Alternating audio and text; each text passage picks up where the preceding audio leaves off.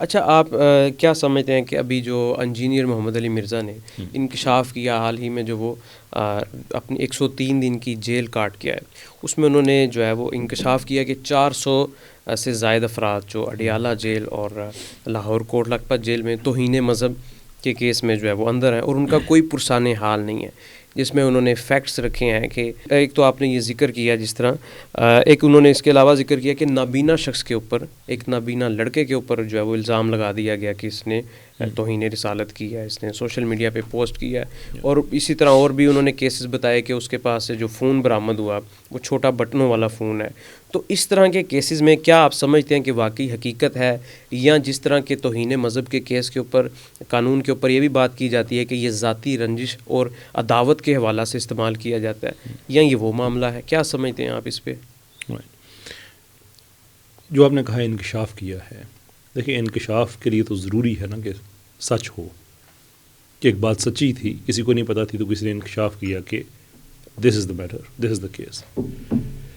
جو آدمی یہ کہہ رہا ہے 200 قیدی وہاں پہ، 200 قیدی وہاں پہ، اور وہ بار بار دے رہا ہے NCHR کی رپورٹ کا بھی کہ دیکھیں انہوں نے بھی یہ بات کہی تھی، تو اس کو کم سے کم اتنا نہیں چاہیے کہ NCHR کی رپورٹ کو پڑھ ہی لے۔ اس میں صرف پنجاب میں 43 جیلوں کا ذکر ہے۔ یہ جاہل آدمی 2 جیلوں کے اندر 400 بندہ لے کے آ گیا ہے، اس لیے کہ صرف سنی سنائی پہ آپریٹ کرتا ہے۔ یہ صاحب مطالعہ انسان نہیں ہے۔ اس نے اگر NCHR کی رپورٹ ہی پڑھی ہوتی نا تو یہ چول نہ مارتا۔ تو ایک یہاں سے آئیڈیا ہوتا ہے کہ اس کی کوئی اسٹڈی وغیرہ نہیں ہے، جو اس کو فیڈ کیا جا رہا ہے پیچھے سے، وہ آگے سے وہی آؤٹ پٹ دیا جا رہا ہے۔ یہ ان کا اپنا انالیسز نہیں ہے، یا ان کی اپنی ریسرچ نہیں ہے؟ تو مجھے بتائیں کہ کہاں سے اس نے ڈیٹا اٹھایا کہ 200، اور یہ بھی بات ہے کہ 400 کچھ تو پہلے جیلوں میں تھے، 100 کے قریب کی تو ضمانتیں ہو گئی ہیں۔ جھوٹ اس کا یہاں سے سامنے آ جاتا ہے، کون سی جیلوں میں اس وقت 400 ہے؟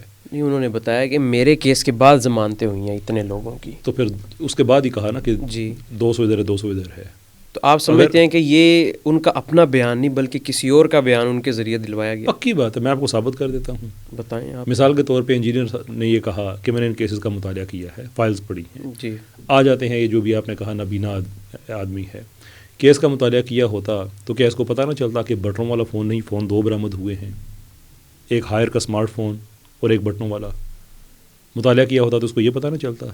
مطالعہ کیا ہوتا تو اس کو یہ نہ پتہ چلتا کہ اس کی جو بلاسمی ہے وہ اگست اور جولائی اور اگست کی ریکارڈڈ ہے، ویراز جو اس کا حادثہ ہوا تھا وہ سپٹمبر میں ہوا تھا، اس کا علاج جو ہے وہ نومبر سے لے کر 2021 اور مارچ 2022 کے درمیان ہوا ہے۔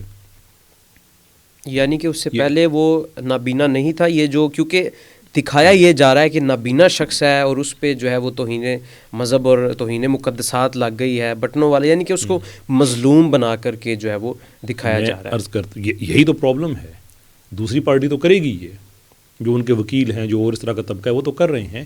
میں آپ کو انجینئر کا بتا رہا ہوں کہ یہ کتنا اس معاملے میں ان اویئر اور ان ایجوکیٹڈ آدمی ہے، اور سوائے پروپیگنڈا کے اور کچھ نہیں کر رہا، کہ یہ کہہ رہا ہے کہ میں نے کیسز پڑھے، یہ فائلز میرے پاس آئیں، تو فائلز میں کیوں اس نے نہیں دیکھا کہ فرد مقبوضگی ایک نہیں 2 ہیں، ایک بٹنوں والے فون کی ہے، ایک اسمارٹ فون کی ہے۔ اس نے اس کے باپ کا وہ ڈاکومنٹ کیوں نہیں دیکھا جس نے اپنے بیٹے کے حق میں دیا ہوا ہے، لیکن حق میں دینے کے باوجود یہ لکھا ہوا ہے کہ میرا بیٹا اس فون سے واٹس ایپ یوز کرتا تھا اور وائی فائی بھی ہمسایوں کی یوز کرتا تھا، ہمسایوں نے خود اس کو وہ لگا کے دیا ہوا تھا۔ یہ ڈیٹا آپ ہمیں بھی پرووائڈ کریں گے؟ ایبسلیوٹلی سر، یہ کورٹ کے ریکارڈ پہ ہے، میں اس پہ پورا ویڈیو بنا چکا ہوں، اس ویڈیو میں سارے ڈاکومنٹس دکھا چکا ہوں، جاتے ہوئے آپ لے جائیے گا مجھ سے۔ ٹھیک ہے، نہیں تو پھر یہ سمجھ سے باہر بات ہے کہ دنیا جن کو جانتی ہے انجینئر محمد علی مرزا، وہ ایسا کیوں کریں گے کہ وہ حقائق جس کے بارے میں ان کا یہ دعویٰ ہے کہ انہوں نے رپورٹس پڑھی ہیں، اور پھر ایک نیشنل ٹی وی چینل پر بیٹھ کر ایک مشہور اینکر اور کریڈیبل جرنلسٹ جو ہمارے ہیں اپنا شاہزیب خان زادہ، ان کے پروگرام میں ان کا یہ چل رہا ہے، تو کیا یہ وہ بھی اس کو آگے سے ویریفائی کیے بغیر ہی بتا رہے ہیں؟ مجھے لگتا ہے اللہ عز و جل آپ کو آپ کے حسن ظن کی وجہ سے ہی بخش دے گا۔ ایک ہی جملے کے اندر آپ نے جتنا حسن ظن رکھا ہے کہ کریڈیبل جرنلسٹ بھی آپ نے اس میں کہہ دیا، اور انجینئر کے بارے میں جو بھی اچھی اچھی باتیں کہیں، I am very confident, in fact میری دعا ہے کہ اللہ عز و جل آپ کو اس کا بہت اجر دے۔ لوک، میں آپ کو یہ بتا سکتا ہوں کہ انجینئر، اس کو میں کہتا ہوں سیکولر مول، تو یہ کچھ لوگ پہلے ان کو حیرت ہوتی تھی، اب آہستہ آہستہ اگر آپ میرے ویڈیوز کے نیچے کامنٹس دیکھنا شروع کریں جو مجھے ای میلز آتی ہیں کہ لوگوں کی آنکھیں کھلنا شروع ہوئی ہیں. یہ داڑھی پگڑی پہن کر کے واردات والا آدمی ہے. میں نے ریسنٹلی اس پہ بڑا اچھا ویڈیو ایک بنایا اپنی طرف سے.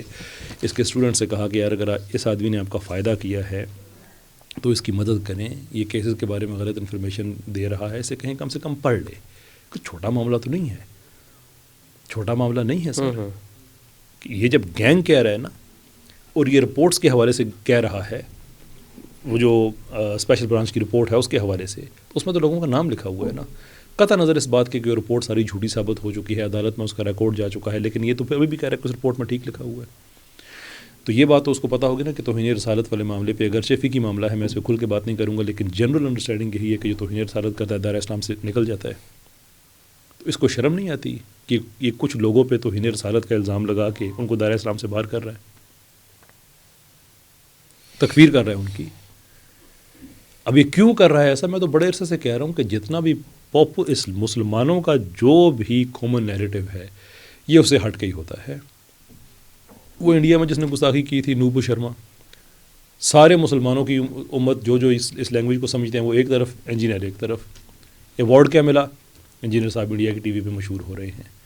اس معاملے میں جس آدمی تک انفارمیشن پہنچ رہی ہے وہ کانوں کو ہاتھ لگا رہا ہے کہ یار اتنا بڑا ایک شیطانی گروہ پاکستان میں آپریٹ کر رہا ہے، اتنا بڑا. لوگ اس طرف ہو رہے ہیں، وہ چھلانگ لگا کے دوسری طرف. ریوارڈ کیا مل رہا ہے؟ خانزادہ کے پروگرام میں آ رہا ہے، وہ فلاں کے پروگرام میں جا رہا ہے، جتنے سیکولر صاحب نے ان کو ہاتھوں پہ اٹھایا ہوا ہے. سو ہی از آلویز بین ایجنٹ. اچھا، اس میں آپ نے ذکر کیا جس طرح چلیں ہم یہ تصور یہاں کر سکتے ہیں کہ شاید ان تک ساری معلومات نہ پہنچی. انہوں نے جو مزید چیزیں دکھائی ہے، انیکا عتیق کی 5 سال جو ہے وہ قید رہی، اور اس کے بعد جو ہے وہ ان پہ بھی یہ الزام لگا، بعد میں اس کی جو ہے وہ اس کو ریلیف ملا. اور اسی طرح انہوں نے بتایا کہ ان کے بیرک میں جو ہے وہ 72 سال کے ایک پادری تھے جن کے اوپر توہین کا الزام تھا، اور جج نے بھی آ کے معافی مانگی تھی کہ میں صرف پبلک پریشر کی وجہ سے آپ کے حق میں جو ہے وہ فیصلہ نہیں سنا سکتا. اور بعد میں ان کی رہائی کے چند دنوں کے بعد وہ جو پادری صاحب تھے وہ فوت ہو گئے. تو یہ کیسز یہ حقیقت پر مبنی ہے آپ کی ریسرچ کے مطابق، یا یہ بھی؟ انیکا عتیق والا تو آگے میں آپ کو بتا چکا ہوں کہ وہ تو خود یہی کہتی رہی ہے کہ مجھے پھنسایا گیا تھا، میں معافی مانگتی ہوں. یہ تو اس کی ساری، اگر آپ اس کے جو بیانات ہیں سارے، کورٹ کے ڈاکومنٹ سارے، وہ تو آپ اویلیبل ہے نا. میں اپنی ویڈیوز میں دکھا بھی چکا ہوں. اس کی کنفیشن بھی موجود ہے، وہ فون وغیرہ سارا نکلنا وہ بھی موجود ہے. اب انجینئر کا سوال تو یہ بنتا ہے، ہونا چاہیے تھا کہ اگر سارا ایویڈنس موجود ہے تو جج نے اپنی طرف سے فیکٹس کیوں کریٹ کیے؟ کیوں کہا کہ انیکا عتیق کے پاس سے وہ فون نہیں نکلا جس فون سے بلاسفمی کی گئی ہے، جبکہ عدالت کے ریکارڈ پہ چیز موجود ہے کہ یس نکلا؟ سوال تو یہ بنتا ہے. اب انجینئر اس معاملے میں کیوں جھوٹ بول رہا ہے اس کا تو وہی بتا سکتا ہے. آپ کا یہ کہنا کہ شاید اسے علم نہ ہو، ٹھیک ہے جناب، میں بھی حسن ظن رکھ لیتا ہوں، لیکن اس میں کیا پھر یہ ضروری نہیں ہے کہ اتنے حساس معاملات میں اگر علم نہیں ہے تو بندہ خاموشی ہو جائے؟ تو اس میں سے مسلیڈ کر رہا ہے. اس میں جو ٹی وی چینلز پر بات جو ہے نا، میں بھی اس کو ایڈ کرنا چاہیے کیونکہ وہ میں تاثر نہیں دینا چاہتا کہ اس چیز کو میں نے اگنور کیا ہے. دیکھیں، وہ جج نے کہا بیوی کے ساتھ جا کے معافی مانگی، یہ کیا وہ کیا، ان چیزوں پہ میں تبصرہ نہیں کروں گا اس لیے کہ ان کا واحد گواہ انجینئر ہے، اور یہ بات تو کلیئر ہے کہ انجینئر سچ نہیں بولتا ہے. ایون انہی بلاسفمی والے کیسز میں جیل جانے سے پہلے کہہ رہا تھا کہ اعجاز اسحاق زیادتی کر رہا ہے، ایک پارٹی کو سنا ہے دوسری پارٹی کو نہیں سنا، جیل سے باہر آ کے کہتا ہے وہ تو ہیرو ہے. تو انکنسسٹنٹ آدمی ہے، تو بات کلیئر ہے. The main lies with no problem. So I don't know کہ وہاں پہ کوئی جج گیا کوئی جج نہیں گیا، مجھے نہیں پتا.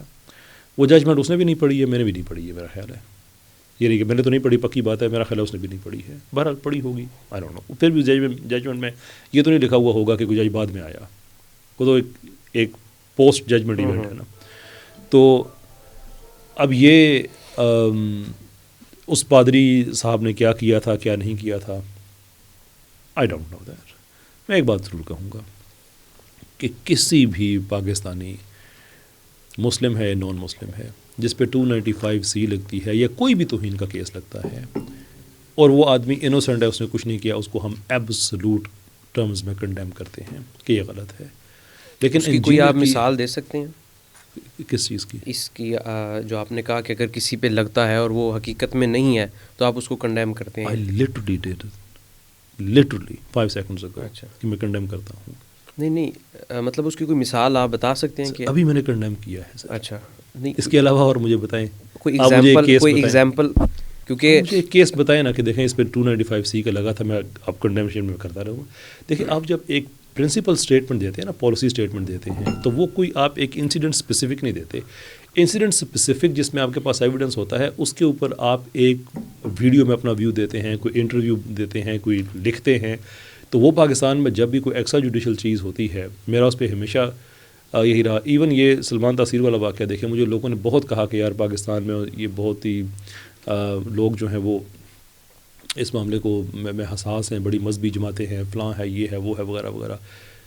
I've always maintained one thing, غلط ہے بھئی, آپ سڑک پہ نہیں کر سکتے. شری لنکن مینیجر کے ساتھ ہوا, میرے اس پہ ویڈیو موجود ہیں. جڑا والا میں جو ہوا, میرے اس پہ ویڈیوز موجود ہیں, میرا کانٹینٹ موجود ہے. I always say کہ جو چیز غلط ہے وہ غلط ہے, آپ اس کا آپ ساتھ نہیں دے سکتے ہیں. اب یہ ہے کہ 295C کا مجھے ایک اسپیسیفک بتائیں کہ اس جگہ پہ اس آدمی کے غلط لگا. آسیہ مسیح کے اوپر 295C لگی, جس کے بعد سارا سلمان تاثیر والا معاملہ ہوا. جی وہ اس کے بارے میں آپ کی کیا نظر, کیونکہ اس میں بھی دو آراء ہیں. کچھ لوگ اس کو 295C کو جسٹیفائی سمجھتے ہیں, کچھ لوگ سمجھتے ہیں کہ اس کے ساتھ زیادتی ہوئی ہے. اور یہ معاملہ ابھی تک ایسے کا ایسے ہی ہے. جو مذہبی جماعتیں ہیں اس کے بیس کے اوپر تو پوری جماعت بن گئی اور آگے سب چیزیں سب لوگوں نے دیکھا. تو اس کے اوپر آپ کیا سمجھتے ہیں؟ آئی ڈونٹ نو, میں پاکستان میں نہیں تھا اس وقت. میرے پاس جتنی بھی خبریں آتی تھیں وہ جو میں اس وقت UK میں تھا, تو UK میں جتنے بھی پاکستانی چینلز ہیں ان کے حوالے سے جو خبریں آتی تھیں میں وہ سنتا تھا. سو میں جو بات کہنے لگا ہوں it's only based on their information. اس انفارمیشن کی بیس پہ تو ویدر اس نے کہا یا نہیں کہا, ایک پیور اسلامی عدالت اگر ہوتی تو وہ آسیہ کو چھوڑ دیتی, جتنی میری انڈرسٹینڈنگ ہے اسلامک لاء کی. یہ میں کیوں کہہ رہا ہوں, اس لیے کہ جو گواہوں کی انکنسسٹنسی تھی وہ تھوڑی بہت نہیں تھی, وہ بہت زیادہ تھی. وہ پنچایت میں موٹر سائیکل پہ آئی, وہ پیدل آئی, اس کے ساتھ 6 بندے تھے, اس کے ساتھ ایک بندہ تھا. وہ جائے وقوع جو ہے وہ اتنے 100 میٹر دور تھا اس جگہ سے, دوسرا کے کہہ رہا ہے کتنا تھا, وہ کتنا تھا. تو اب اگر اس نے کوئی بات ایسی کہی بھی ہے اور ان پرووکڈ طریقے سے کہی بھی ہے, تو گواہوں کے اندر اتنی انکنسسٹنسی ہے کہ اسلامک عدالت وہاں پہ بیٹھی ہو تو وہ تو اس کو معاف کر دے. سو بیسڈ آن دی انکنسسٹنسیز جو کہ میڈیا میں رپورٹ ہوئی ہیں اس کی بیس پہ میں یہ کہوں گا. But I also say